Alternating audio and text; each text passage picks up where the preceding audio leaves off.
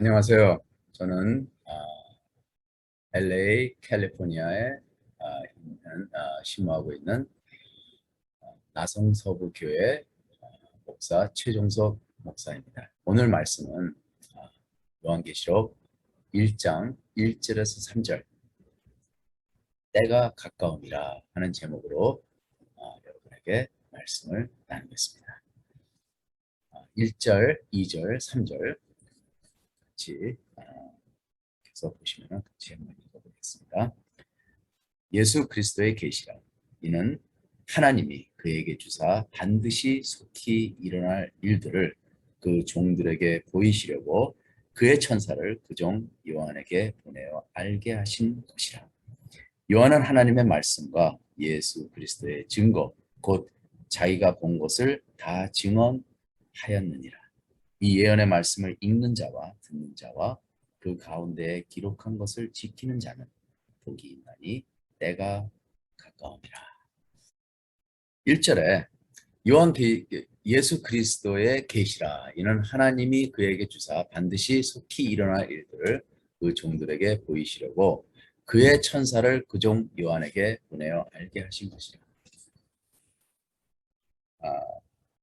요한계시록은 예수 그리스도의 계시라 그렇게 얘기합니다. 예수 그리스도의 계시라. 계시는 아포클립시스, 헬라어로 아포클립시스라는 말을 씁니다. 이 말의 뜻은 알리다. 그러니까는 비밀이 있는데 그 비밀을 드러내다, 나타내다, 선포하다 이러한 의미를 가지고 있습니다. 요한은 일생을 바쳐서 예수 그리스도를 대해서 증거하였습니다. 예수 그리스도를 나타내고자 했습니다. 예수 그리스도가 누구신가? 그래서 요한은 예수 그리스도의 제자로서 가장 나이가 어린 제자고, 그리고 요한은 가장 오랫동안 살았던 제자입니다. 지금 요한이 이 계시록을 쓰면서 아마 거의 100살까지 됐을 가능성도 많이 있습니다. 그만큼 이 말씀은 늦게 썼고, 그리고 1세기를 지내면서 거의 1세기의 마지막 단계에서 쓰고, 그리고 많은 크리스천들이 2세기에 접어들면서 이 말씀을 적었다는 것입니다. 그리고 여기서 중요한 것은 요한이 성도들에게, 교회 성도들에게 어떻게 예수 그리스도를 나타낸다. 요한복음은 요한이 쓴 것입니다. 복음서를 썼는데 요한이 복음서를 쓴 이유는 1장 1절에 보시면 태초에 말씀이 계셨느니라. 말씀이 하나님과 함께 계셨고, 그리고 말씀이 곧 하나님이시라. 이렇게 말씀하셨습니다. 곧 예수 그리스도가 말씀이시고 예수 그리스도가 하나님이시다. 그러면서 요한복음의 전체적인 내용을 갖다가 쫙 읽어보면은 하나님만 하실 그러한 일들을 예수 그리스도가 다 하셨습니다. 말씀서부터 시작해가지고 기적하고 모든 행동과 모든 요한이 본 예수 그리스도를 하나님의 관점에서 보고 그리고 적은 것입니다. 그리고 요한은 또 자기 교회를 또 주위에 있는 교회를 위해서 요한 1서하고 2서하고 3서를 적었습니다. 거기 안에 하나님은 사랑이시라 그렇게 나타나십니다. 하나님의 사랑인 것을 예수 그리스도를 통해서 하나님께서 우리에게 어떠한 사랑을 전해줬는지 말씀을 하신 것입니다. 그래서 요한은 이렇게 그 요한의 글을 보면은 요한이 우리에게 전하고자 하는 그 내용이 풍부하게 들어있다는 것입니다. 그러면 오늘 말씀 시작하는 이 부분에서 요한계시록, 요한이 쓴 계시록은 예수 그리스도의 계시다 이렇게 말씀하시는 것은 앞으로 오실 예수 그리스도, 앞으로 우리에게 오실 예수 그리스도는 어떤 분이신지, 그리고 우리는 어떠한 예수 그리스도가 우리에게 오실지 그러한 기대감 속에서 예수 그리스도를 나타내는 그 계시다 그렇게 말씀하시는 것입니다. 그래서 이 요한계시록은 복음의 말씀입니다. 앞으로 오실 예수 그리스도의 복음의 말씀입니다.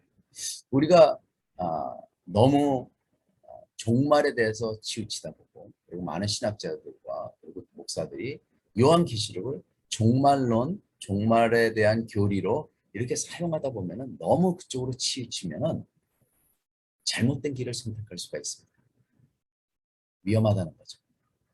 그런데 이 말씀을 예수 그리스도를 중심으로 말씀을 풀이하면은 우리가 초점을 갖다가 예수 그리스도를 두고, 그리고 예수 그리스도가 앞으로 우리에게 어떠한 일을 주실 것인지 그것을 우리가 본다면은 많은 은혜와 그리고 하나님 안에서의 구원이 얼마나 좋은지 우리에게 소망을 주실 줄 저는 믿습니다. 오늘 말씀 1절에 보시면은 이 말씀이 하나님이 그에게 주사 그렇게 얘기했습니다. 하나님이 요한에게 이 요한계시록의 말씀을 주신 거예요. 그런데 이걸 그냥 성령의 감동으로 받아 말씀을 받았고, 그리고 이 말씀을 받은 것을 글로 표현하는데, 사실 계시록의 말씀은 구약 성경에도 있습니다. 다니엘서 보면은 거기에 나와 있고, 그리고 마태복음에도 예수님께서 계시에 대한 내용을 말씀해 주셨습니다. 그리고 사도 바울도 그의 서신에 많은 계시의 내용이 있습니다.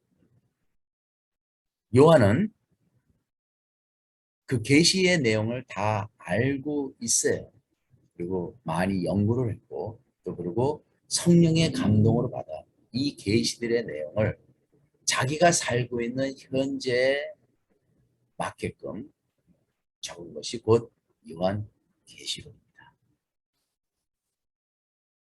또 1절에 보시면 속히 일어날 일들을 그렇게 얘기하셨어요.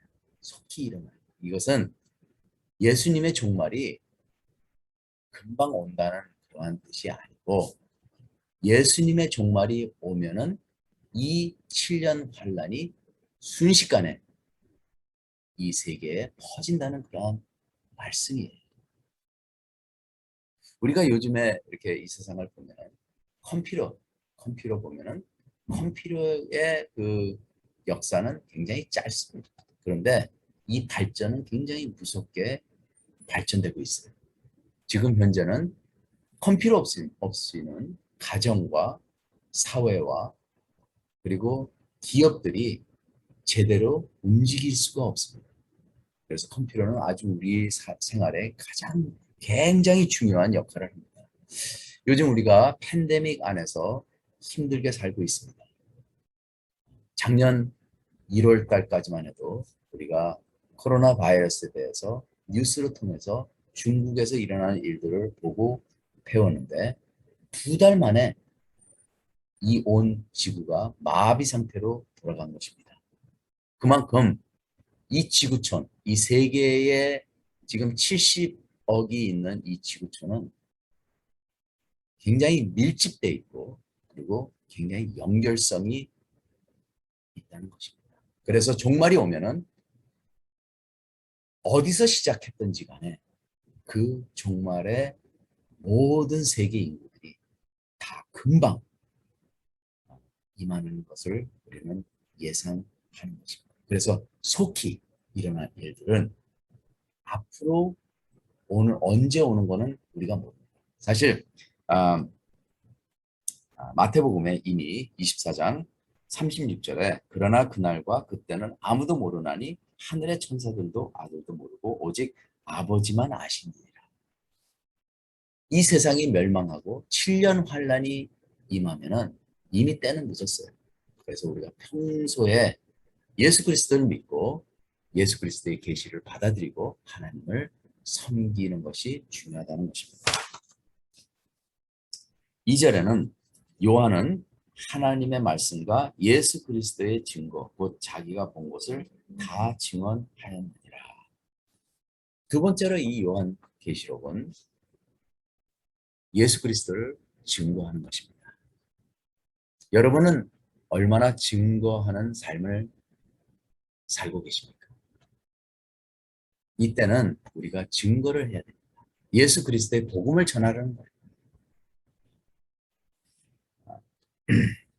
그때 당시만 해도 예수 그리스도를 믿는 것이 매우 위험이 있기 때문에 함부로 나아가서 사람들한테 예수 그리스도를 전할 수가 없어요.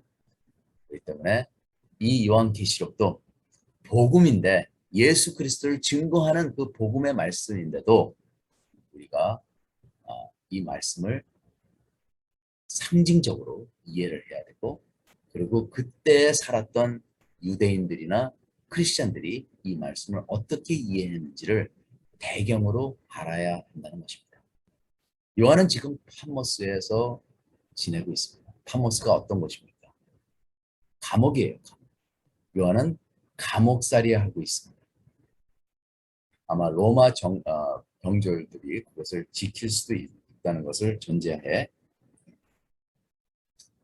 요한은 지금 크리스천으로서 감옥에 들어가 있는 것입니다.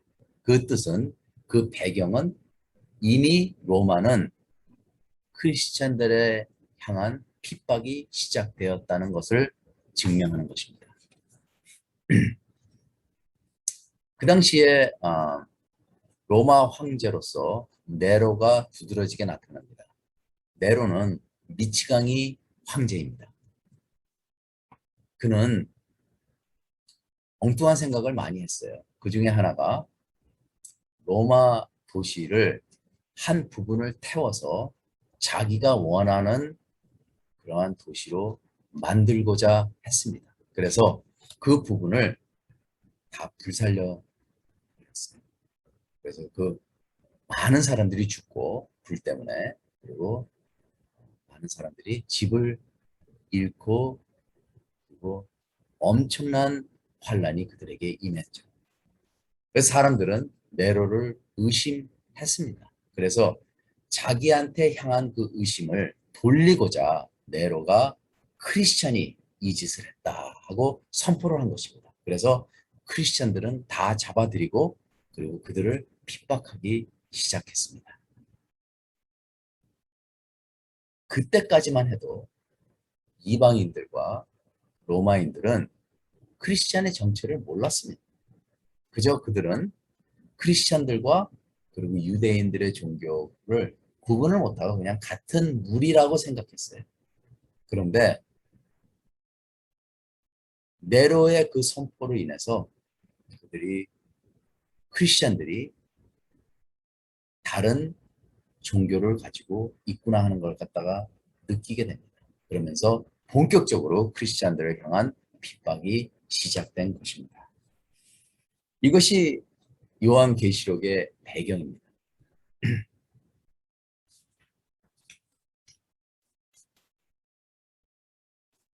3절에 보시면은 이 예언의 말씀을 읽는 자와 듣는 자와 그 가운데에 기록한 것을 지키는 자는 복이 있나니 때가 가까움이라. 어떠한 예언의 말씀입니까? 요한계시록은 그 당시에 예수 그리스도를 믿는 자들이 어떠한 삶을 살 것인지 그것을 예언한 것이고, 그리고 또한 요한계시록은 종말에 대해서 예수님이 다시 오시는 그것을 미리 말씀해 주시는 것입니다. 그래서 요한계시록은 우리가 어느 시대에 살고 있든지 간에 환란의 시대를 우리가 살면은 이 요한계시록은 우리에게 적용이 된다는 것입니다. 개인적으로, 그리고 가정에, 그리고 사회, 아니면 교회에 이러한 어려움이 있는 그러한 상황에서 이 요한계시록을 보면은 많이 은혜가 된다는 것입니다. 그래서 오늘의 3절에 보면은 이 말씀을 읽고, 그리고 듣고, 그리고 이 가운데 기록된 것을 지키는 자는 복이 있다, 그렇게 말씀하십니다. 요한계시록에는 7가지 복이 있습니다. 일곱 가지 복이 있는데 이 복은 다른 어느 성경에 나오는 복과 차원이 틀립니다. 요한계시록에서 나오는 복을 이렇게 읽다 보면은 이 복들의 그 공통점이 나옵니다. 제가 한번 읽어보겠습니다. 오늘 말씀의 3절에 보시면은 읽는 자와 듣는 자들과 그 가운데 기록한 것을 지키는 자들이 복이 있나니. 그때 당시에 핍박이 있었다고 그랬죠? 핍박을 받는 자에게 말씀을 지키는 것은 굉장히 힘듭니다.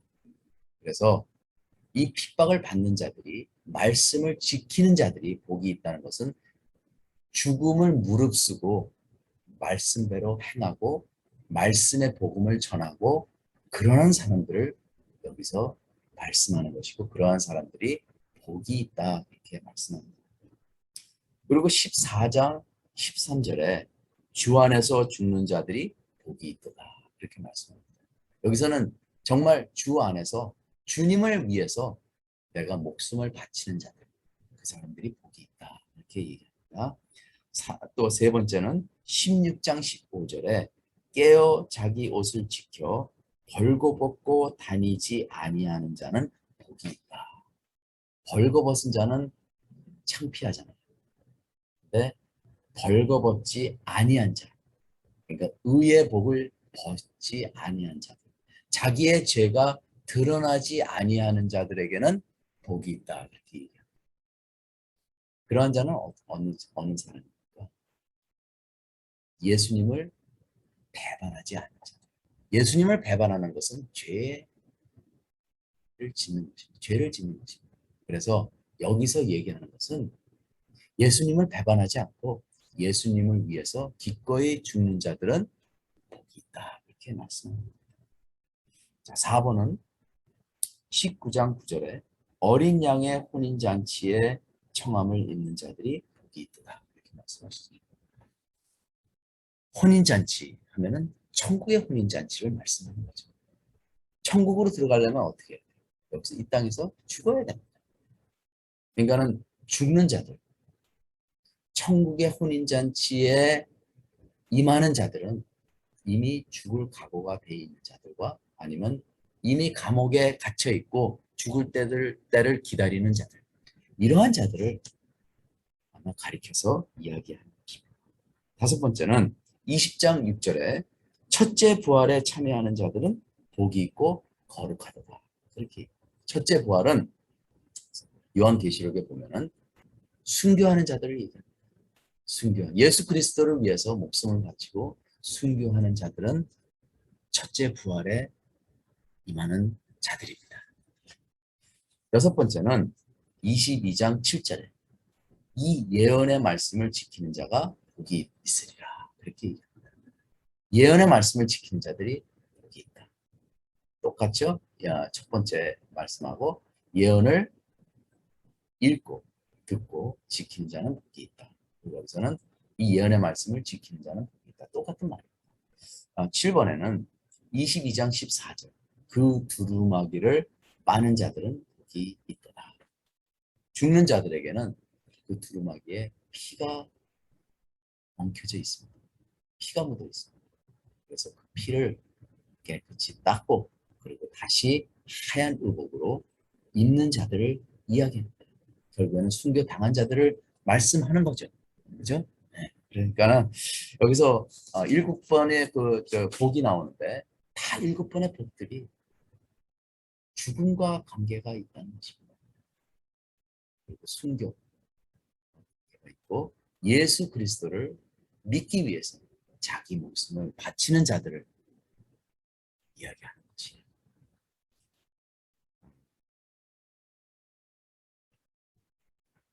마지막으로 때가 가까우니라.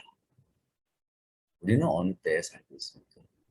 우리는 믿음을 지킬 때입니다. 믿음을 지키기 위해서는 예수 그리스도의 비밀을 우리가 배워야 됩니다.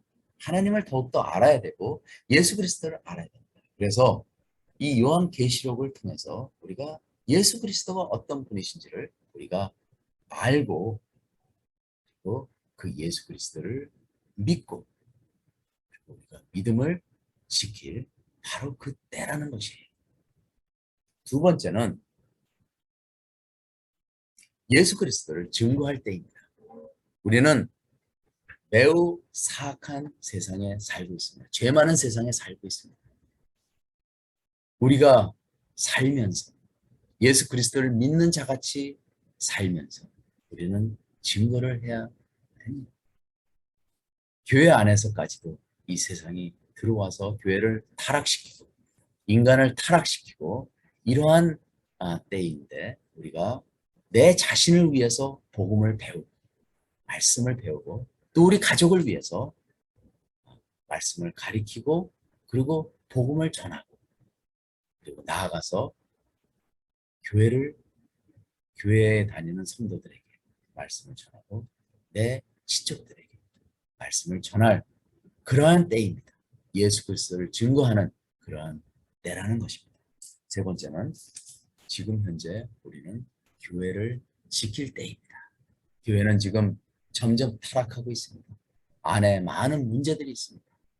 교회는 우리 예수 그리스도가 세우신 몸입니다. 그 교회를 세우고 지금 요한은 자기의 공동체 예수 그리스도의 몸된 그 교회를 세우기 위해서 이 요한계시록을 썼지 않습니까? 그 요한계시록을 우리가 배워서 교회를 지키는 그런 때라는 것입니다.